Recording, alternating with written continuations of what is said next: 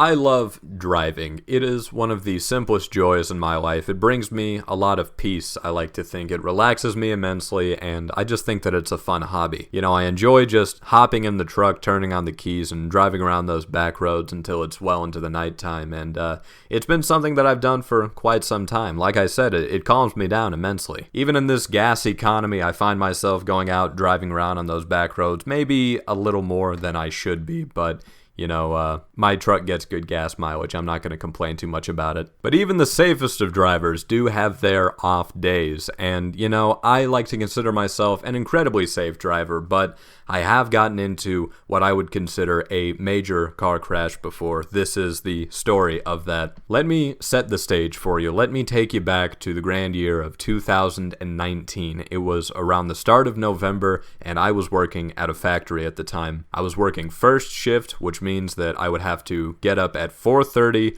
and then I would leave the house at around 5 o'clock. I'd maybe stop and get myself something to eat for breakfast, and then I would hit the interstate, and I would get to work, and I would sit in the parking lot for about 30 minutes prior to actually going into work at 6 o'clock. Now, that was my regular routine, and that was not going to be the case today, though, because in November of 2019, in my neck of the woods, there had been an awful lot of rain the night prior. It had been flash flood weather, and it had been raining all through the night, and this prevented salt trucks from being able to get out and salt the roads when the water froze over the next morning. It turned into freezing rain and snow, and wouldn't you know it, that was just a recipe for disaster. The roads were iced over, and there was no salt on them, there was no traction, and a lot of people were not having a good time here. You see, normally, like I said, I would wake up at 4:30 and head out and do my entire routine there. I woke up extra early at 4 o'clock because I knew I was not going to be able to go very quickly on the interstate. So I wake up at 4 o'clock and I hit the road. I did not stop to get breakfast because I was already slipping and sliding all over the road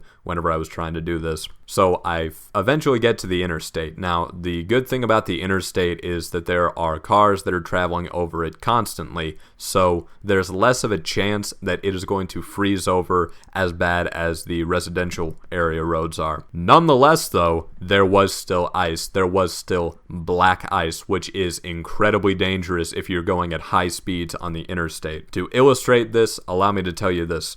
So I was driving, and about halfway there, keep in mind, I'm driving like 30 miles under the speed limit because I'm being very careful. I was driving 45 the entire way there. Halfway there, I started seeing headlights on the other side of the road that were stationary. I look over, there were 7 or 8 cars that were all off the road because of one incident where, of course, one person decided that they were going to go a little too fast over some ice. They started spinning, went off the road, and it just caused a domino effect. And that was probably a bit of foreshadowing. That was probably my hint that I should have turned around, went back, called out to work, did something. It was my hint that I should have just called it a day and just left. But no, of course, I'm a good employee, you see. I, come hell or high water, will get into work. But, you know, there was misfortune in the cards for me.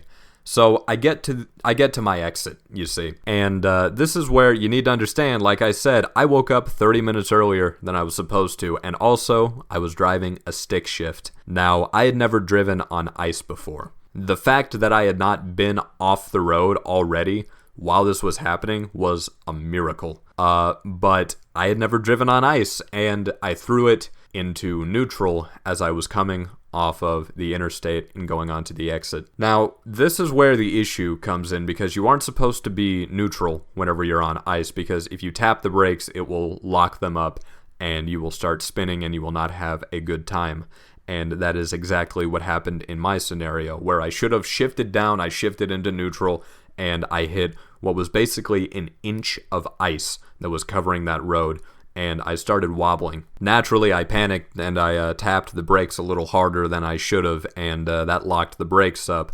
So in between doing that and trying to hit the gas to try to regain control, which, you know, hitting the gas didn't do anything because I was in neutral. So I could hear the engine revving, I was panicking a little bit, and I started leaning to the left and leaning to the right, and I figured, well, which would I prefer to go into? On the left, there is a ditch, and I have a bunch of bricks in the back of my truck. I put a bunch of bricks in the back of my truck so that I could have some weight in the back, just in case this type of event was going to happen. So I can go into the ditch and risk flipping over and having some of these bricks come through the window that's right behind me and maybe hit me in the head, knock me out, and maybe even kill me, you know? Or I can go to the right, and now what's in the right? Well, there's a barrier. And the barrier, maybe I'm going slow enough that it will stop me. Maybe I can go hit it and then slide on down, chip the paint a little bit, and use that as a makeshift brake until I can regain control of my vehicle. I chose the barrier as opposed to the ditch. So